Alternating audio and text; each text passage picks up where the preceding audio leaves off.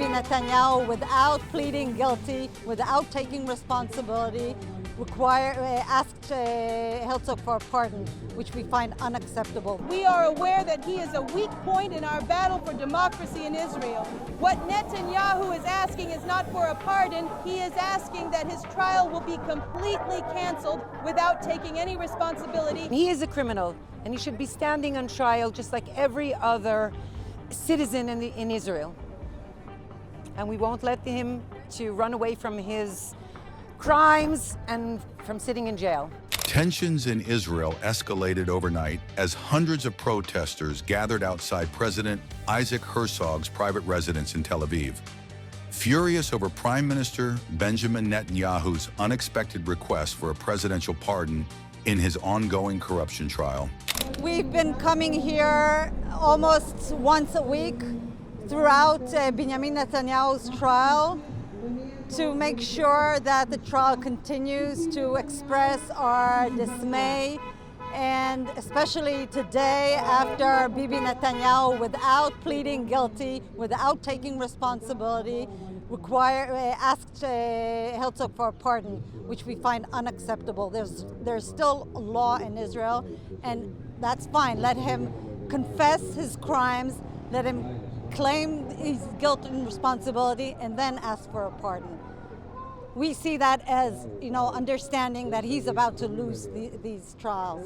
And this is just the beginning. Unfortunately, these are the easy cases.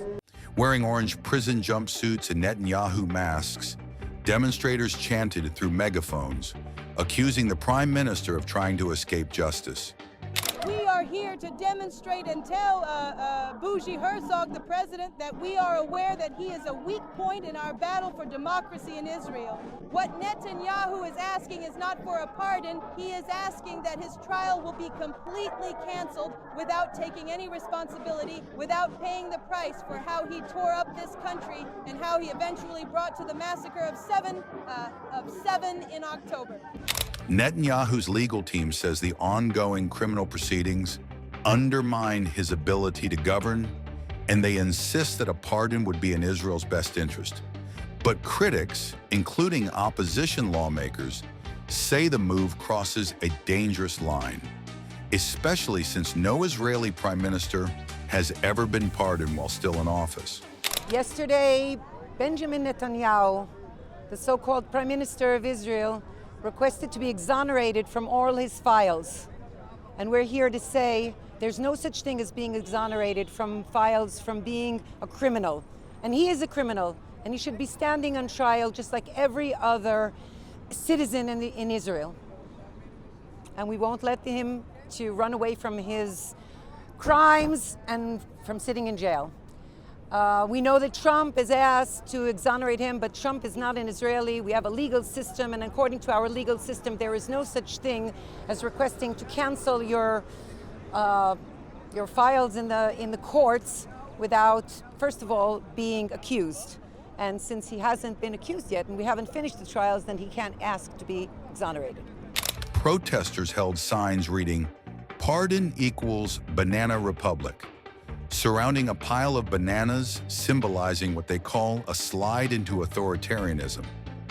We came here tonight because today Benjamin Netanyahu asked the president for pardon for all his faults, for all. So we came to tell the Bougie that we are not accepting Hanina pardon because he's guilty, and he wants to get the pardon without being guilty, without paying his debt with us, with the people. Opposition leader Yair Lapid urged President Herzog to reject the request unless Netanyahu admits guilt and steps away from political life. Mr. Chairman, yes, Boaz, I don't understand what you're doing here. What you've put on the table is a full-on draft-dodging law. This is a betrayal of our fighters. This is a betrayal of everyone who fought and sacrificed in the past 2 years, over 920 killed, more than 20,000 wounded in body and soul, and you're talking here about living together.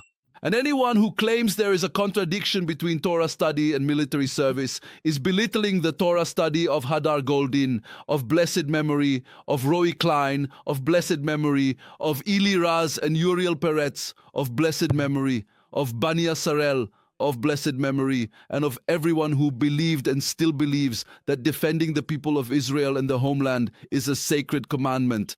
Our dead children lie before us in a long, long line, while in the yeshivas sit 80,000 young men who could have defended the state of Israel, and the army has said here time and again that it needs them.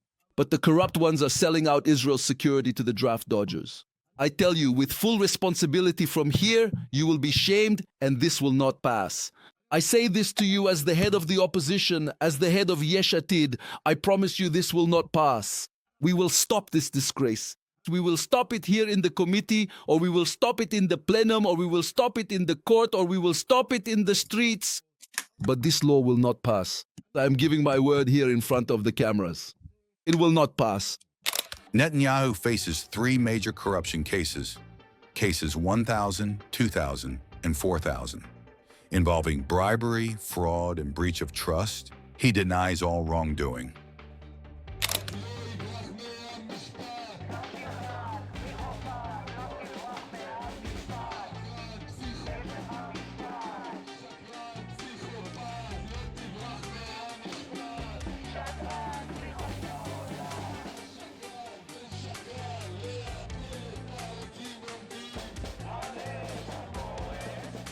Bibi Netanyahu, without pleading guilty, without taking responsibility, asked Herzog for a pardon, which we find unacceptable. We are aware that he is a weak point in our battle for democracy in Israel.